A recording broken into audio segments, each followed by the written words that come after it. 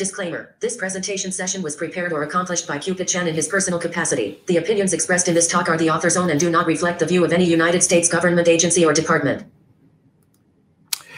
Good morning, good afternoon, or good evening, depending on where you are geographically located. And welcome for this MicroStrategy 2021 World. And for this particular one is the Federal Summit. And my name is Cupid Chen, and the topic that I'm going to share with you is using human-centered AI to fight fraud, waste, and abuse by CMS Open Data. First of all, let me give you my short, brief introduction. My name is Cupid Chen, and in the past 2-3 years, instead of my day job, I also serve as a board of director and also the technical steering committee in Linux Foundation ODPi. But 2 months ago, this ODPi committee has combined and joined force with LFAI and now become an even bigger LFAI and data committee. Why I tell you this background? It's because actually part of the material for this presentation is by the deliverable that we did last year about human-centered AI and how BI industry can accomplish this goal through one of the white paper that we just published. So that's the reason why I want to give you a little bit of that background, so that when you watch this presentation, you know this is where it is from. So before I dive into the real topic, let me share with you a story, a real true story that one night when I was preparing for this presentation, I got a LinkedIn invitation from Jacqueline Mars. Actually, I did not know who is Jacqueline Mars, but since I know that there are 16 mutual connections, I figure maybe she just found me from LinkedIn through the mutual connection. So I accepted her invitation. And then she starts sending me some messages saying hello, and out of courtesy, I just reply as a professional reply saying that how are you, things like that. But things really get interesting when she starts asking me, what do you do? As I told you, I was preparing for my presentation for waste and abuse. So I reply, I help organizations to leverage the data using AI and analytics. And then she keeps going, saying, interesting. And I would like to share with me in exclusive about yourself and what do you do in your industry. Hold on, did I just tell you I help organizations to leverage the data?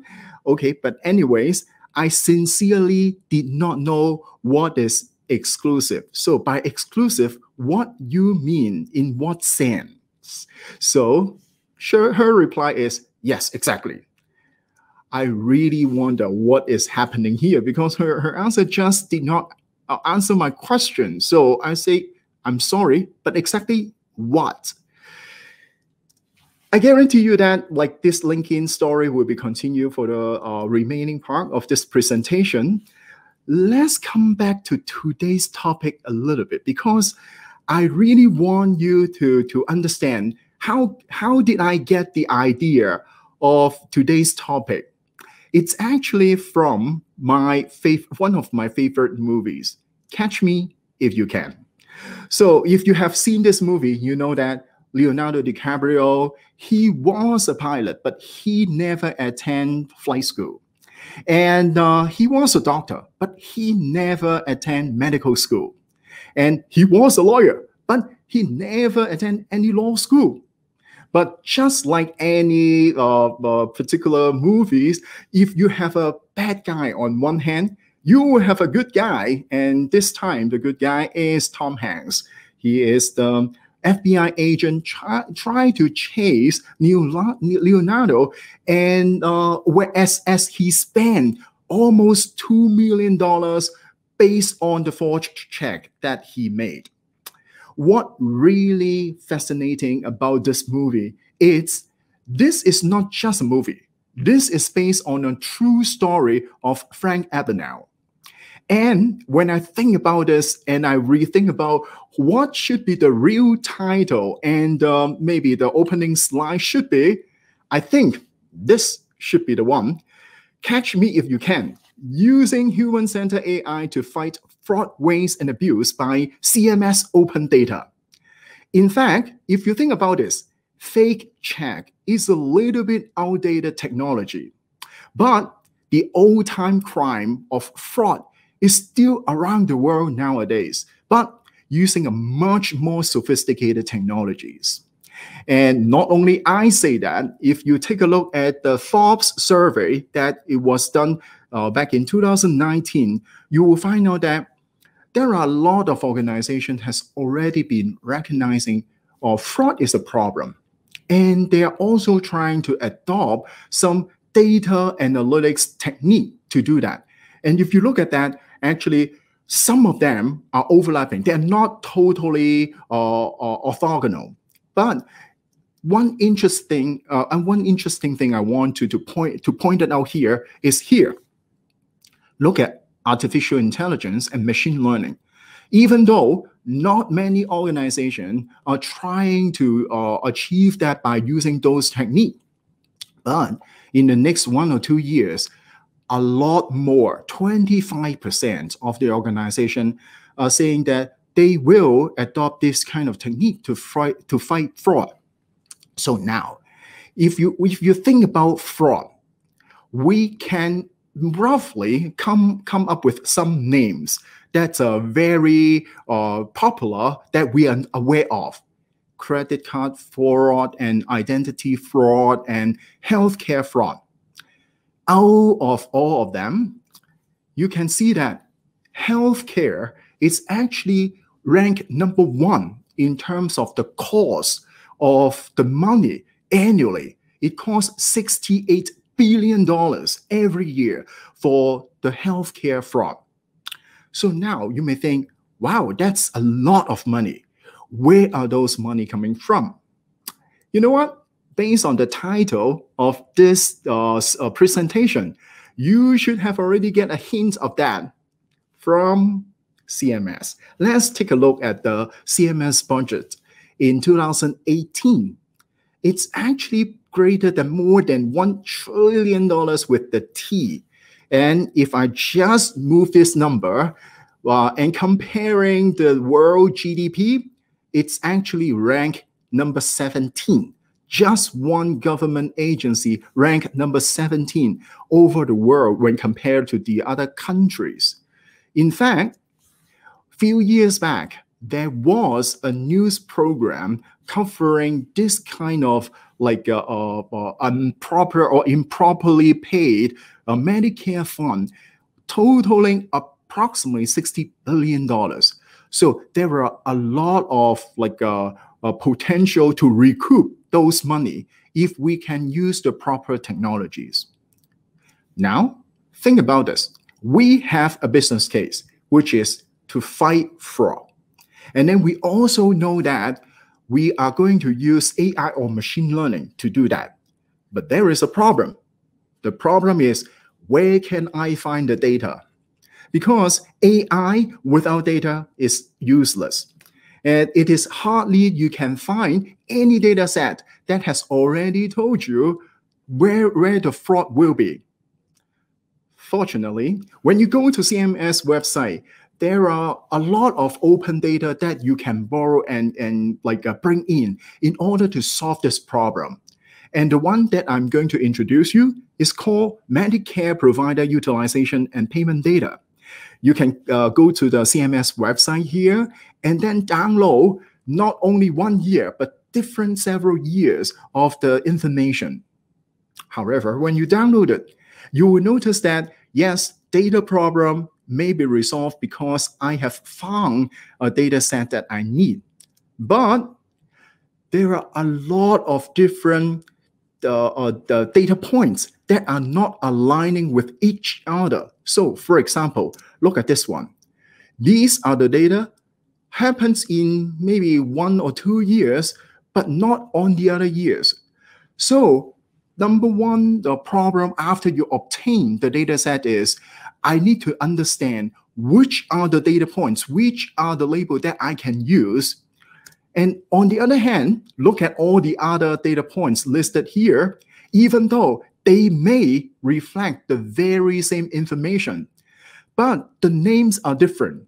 Some of them are capitalized, some of them are like just name it differently.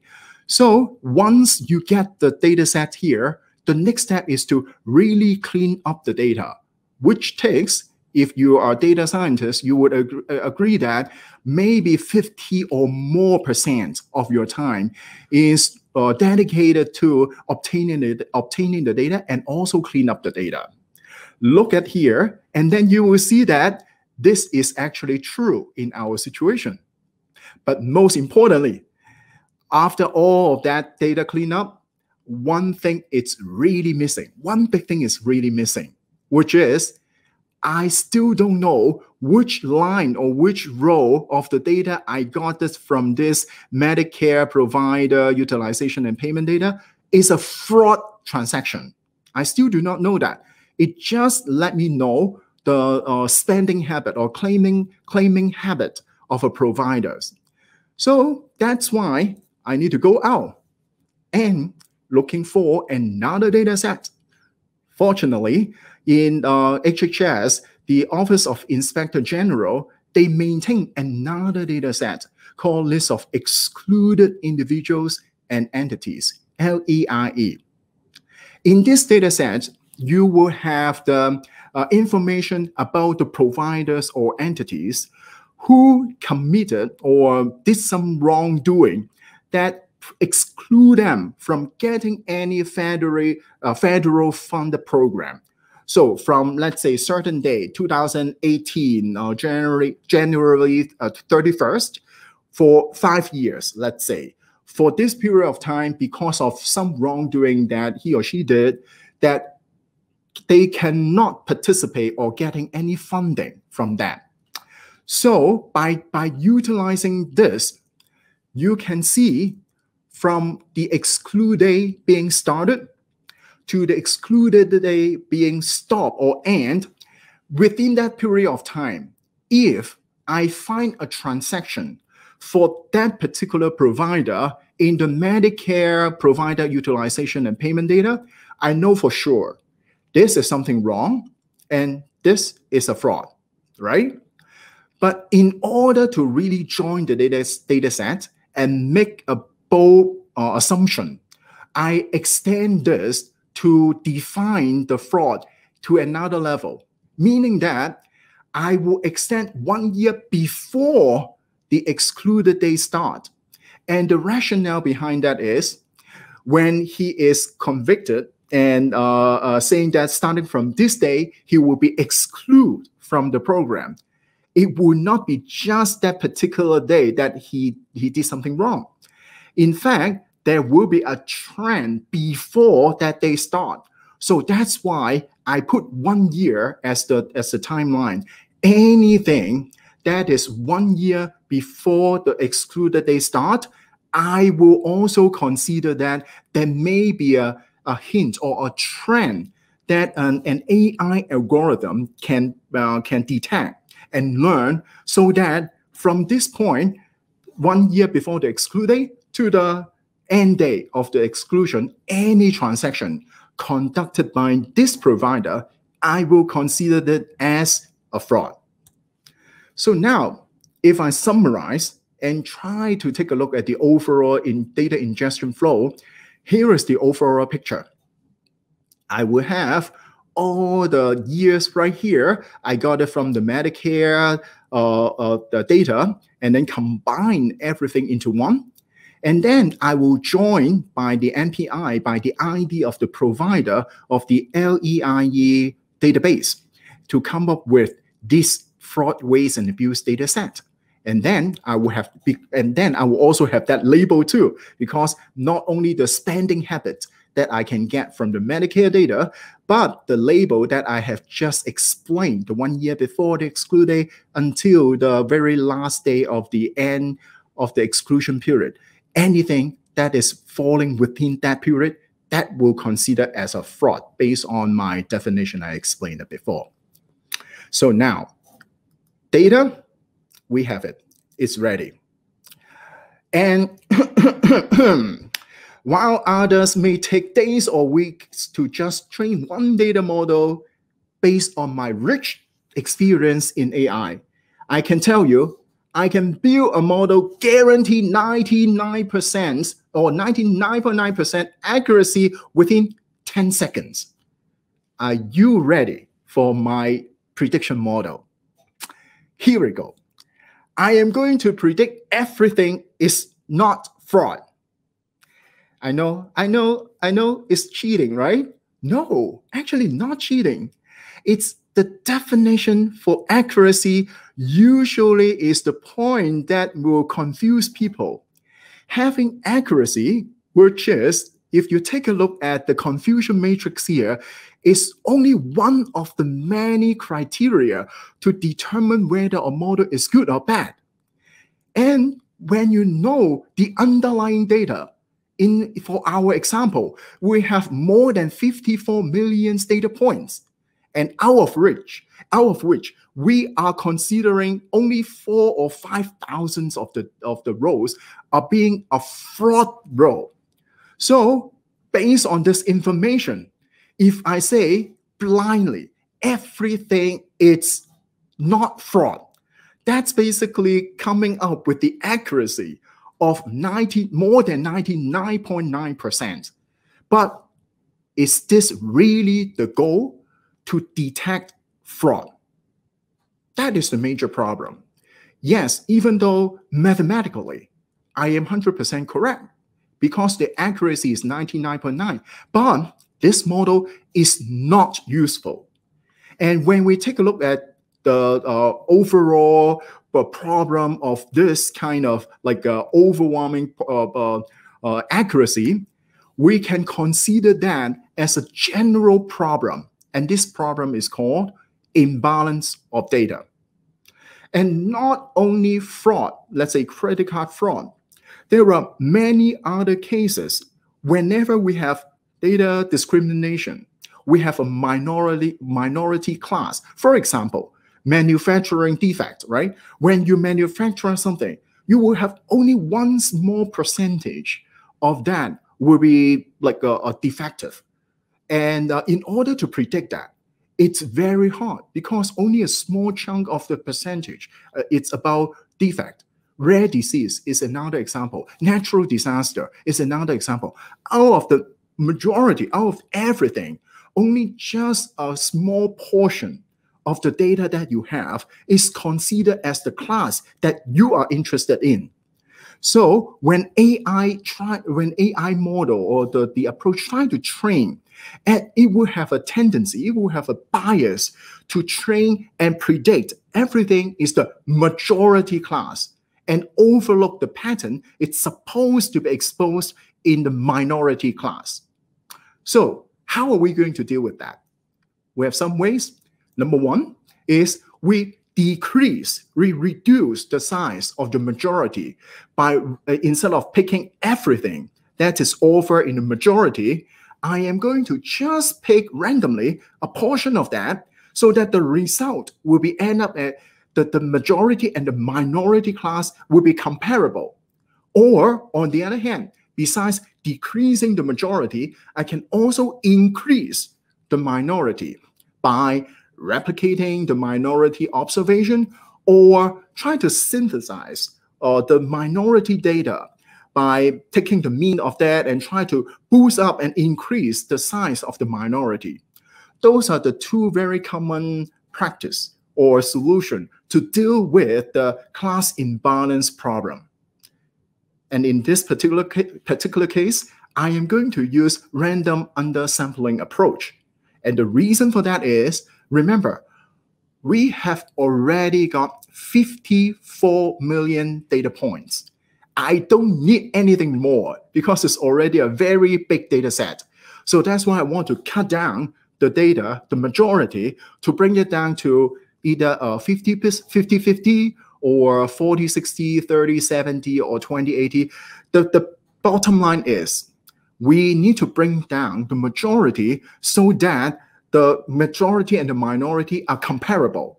And when the data AI model is trying to train the model, it will not be biased because of the number of observations that the model is observing.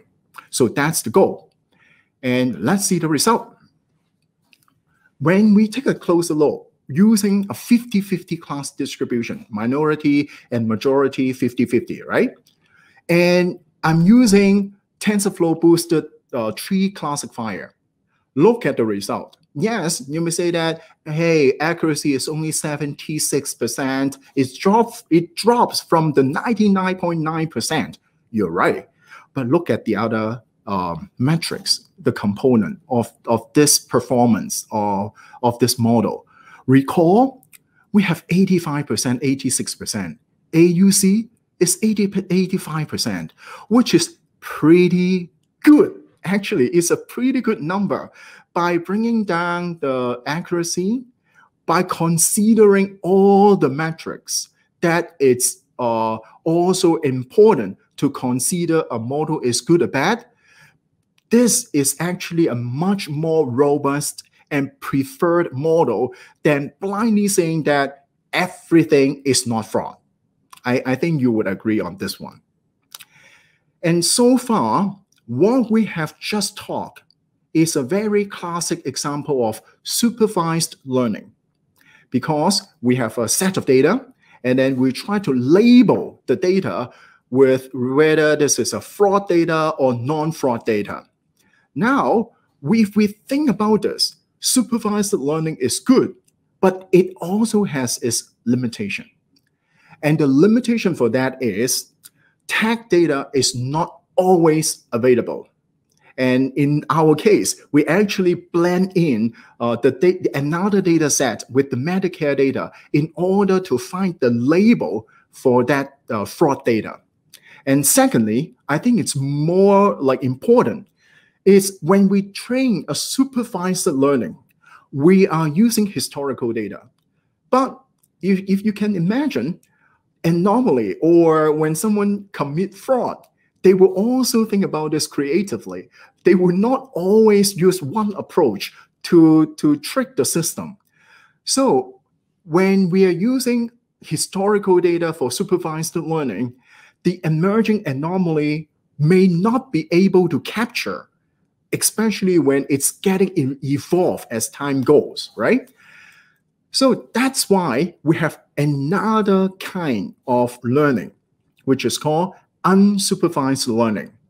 And this unsupervised learning is very good to detect outlier.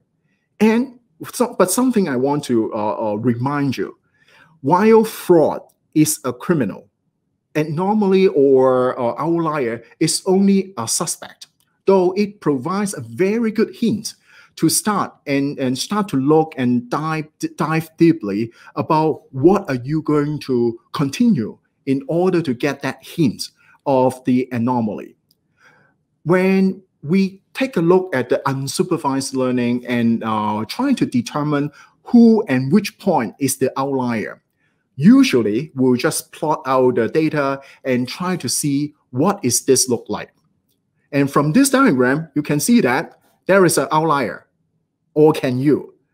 Actually, I would be very surprised if you can spot it because it just looked like maybe a random signal on different variable X and Y, so you cannot really get much insight from there. However, when you plot this X and Y variable in the other orientation, you will find out you will be very easy to spot. The outlier is right here. So one thing to interpret unsupervised learning to spot an outlier, in my own words, is try to align the data in the right orientation so that you can spot the outlier easier. And besides outlier, clustering is another very popular approach in the unsupervised learning. Here, as you can see on the left-hand side, it's your original unclustered data, but then you will also have the cluster data once the mathematical model trying to figure out the distance of different data points and see which one should be grouped together. And sometimes it is not obvious to categorize. And whenever I am thinking about unsupervised learning, I always think about this picture. Let me give you 5 seconds and see whether you can recognize what is that. I bet not many of you can observe or spot what is this. But what about I play you this video? This may look like just a jumble of old painted plastic and wire, but when you take a step back, you see it for what it really is. A remarkable sculpture suspended in mid-air. This is actually the picture that I always remember when I think about unsupervised learning. But of course, instead of you as the user trying to step back, walk into different direction, and look at that sculpture from different angles, it is the AI algorithm. You teach the AI algorithm how to move backward, how to put the perspective into different angles and cluster the data together until the AI algorithm spots something awesome, like what you're seeing here. But I think this visually provide a very good visualization for you to understand when you are employing unsupervised learning. This is actually the picture. You are teaching the algorithm to look at the data from different angles. Now, let's do an exercise here. Out of this, you can see that we have P1, point 1, point 2, and point 3. All right? So which point do you consider as an outlier? Okay? Put your finger on your monitor and see whether you can get the correct answer. Are you ready? So now go. Here is the answer. If you put your finger on P1, you are correct because by the nearest neighbor approach, P1 actually has the largest distance when compared to the closest point. So P1 is an outlier. However, if you put your finger on P1 and P2, you are actually do a better job because besides distance by distance, using the nearest neighbor approach, we also have another approach called density-based approach. In this case, P1 for sure, it's an outlier, but at the same time, P2, look at that. Compared to the density of this cluster, P2 is also considered as an outlier if we rely on the density-based approach. Look at P3 here, more or less this density around P3 is almost the same of the cluster of the nearest point around P3. So in summary, for the unsupervised learning, you can see that there are different approaches, but the main goal for unsupervised learning is to spot the outlier, especially useful when you do not have the tagged data here. All right, let's move on. For the third approach that I'm going to explain it to you. And in order to explain the third approach, you must know this lady. Who is she? I have 3 choices for you. Number 1, she committed a 100 million fraud in European bank last year by guessing the admin password using AI algorithm. Number 2, she is actually a man dressed in disguise to fool the airport security, smuggling 500 fake passports in US last year with valid passport numbers produced by AI. And number 3, she actually is the person inventing this third approach that I'm going to explain it to you. Same as last time, put your finger on the screen and see whether you can get it. All right, ready? None of them. None of them are the answer. In fact, she is not even a real person exists in this world, but an image generated by this third approach called GAN, Generative Adversarial Networks. So let me explain how this works. In the traditional AI approach, we have like one AI model trying to do the prediction, find the trend. In this GAN, we are going to employ not one, but two different models, two competing models, and they work together hand in hand. On one side, the generator trying to get the real samples and learn from it, and then generate the fake sample. On the other end, for the discriminator, we will randomly give the generated fake sample and the real sample. The discriminator doesn't know that, but he needs to make a choice whether this is really like a real sample or fake sample.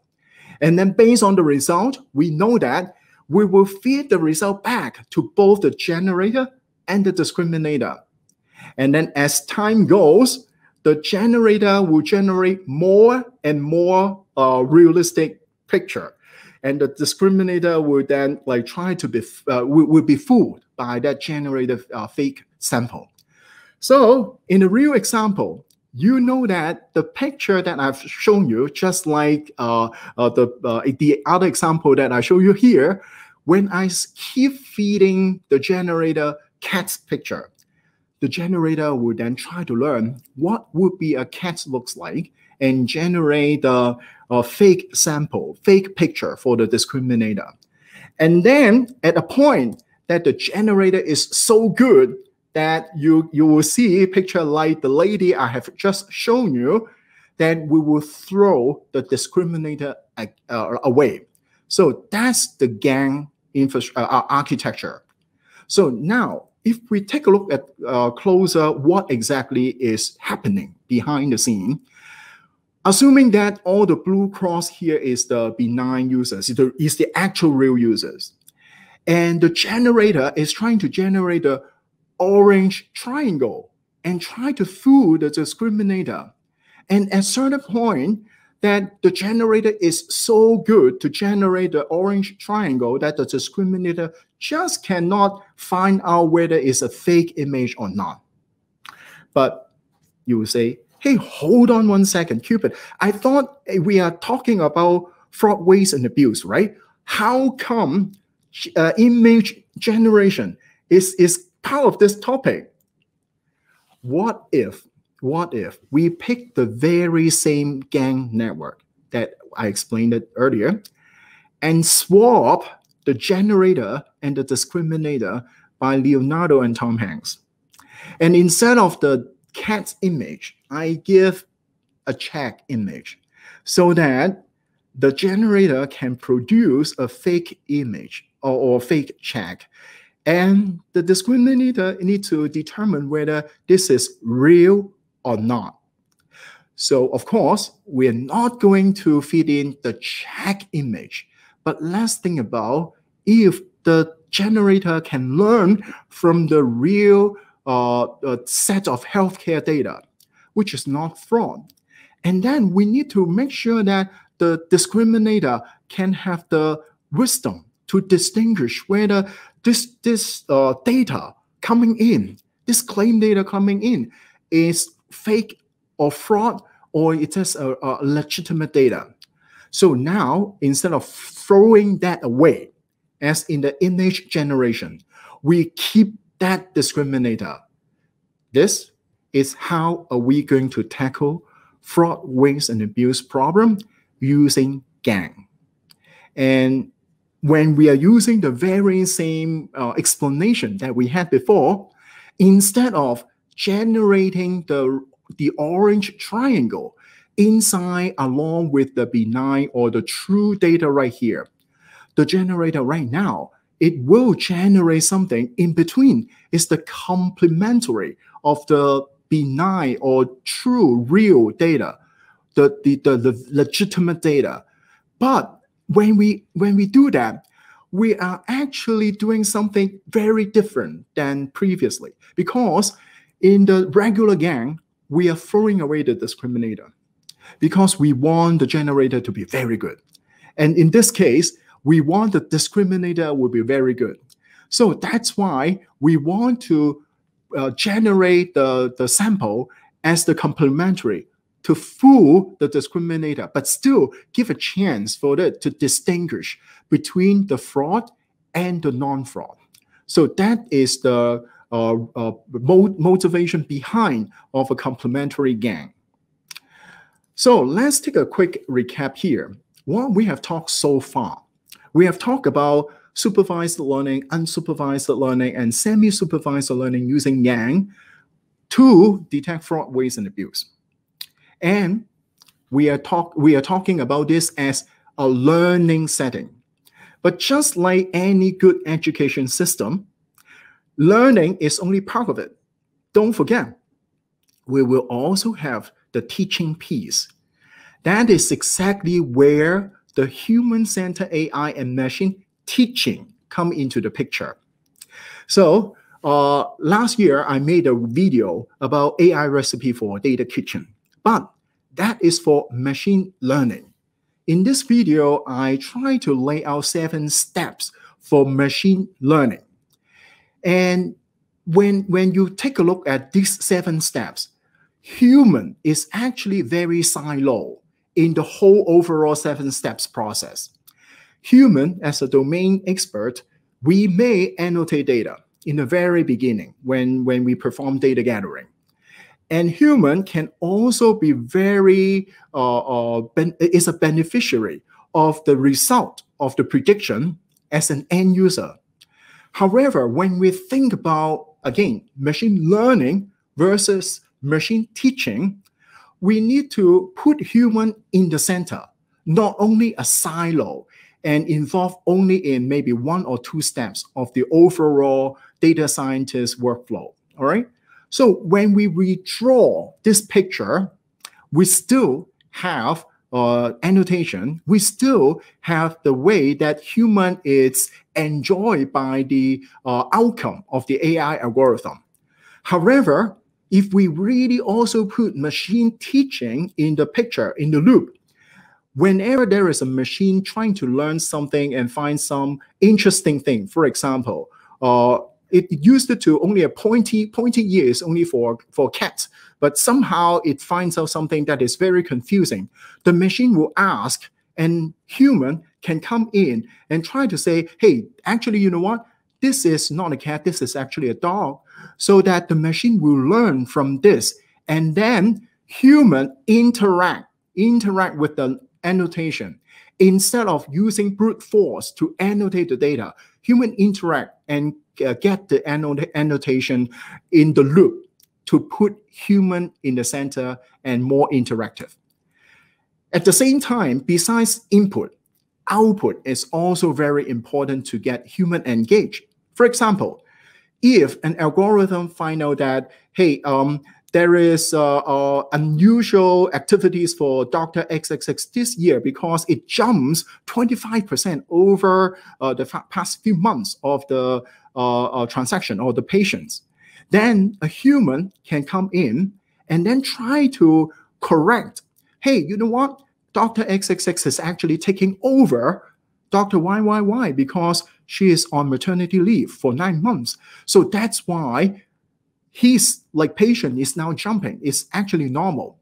Then by this collaboration, the AI algorithm will then learn from the human in real time.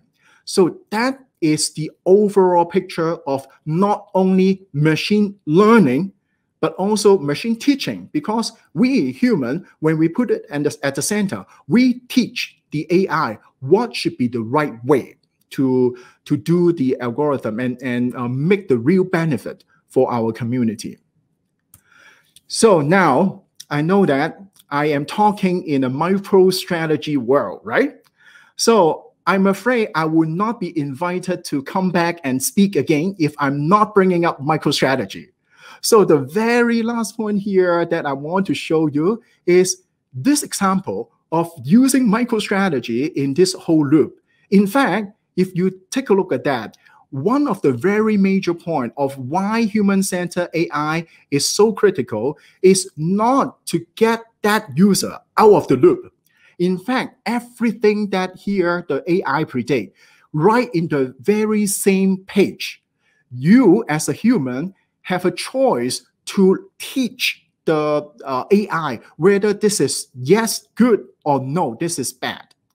So by incorporating everything into one single GUI interface, like a one single page, the application will have a much more adoption rate because the user doesn't need to go out and come back again. But at the same time, if I'm too hard sell for MicroStrategy, I'm afraid I would not be invited to talk to other conference. So there is one reason why I bring up MicroStrategy, particularly in this slide. It is because, like, based on my knowledge, this is the only BI tool that has transactional capability that can write the data back to the data warehouse to complete the loop without too much of the customized SDK approach.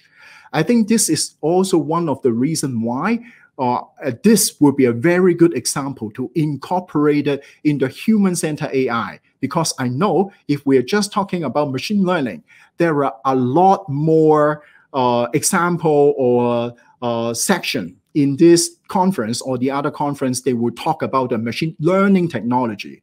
But talking about machine teaching technology, I think it is important to incorporate it into one single workflow as I'm showing up here. So now, let's the LinkedIn story continue. I decide to find my most knowledgeable friend for help, which is Google. I find out that Jacqueline Moss is actually a real person. So I try to do some research, but she is already 87 years old or something. So I doubt that she's really joining in LinkedIn. So I determined, maybe this is a fraud.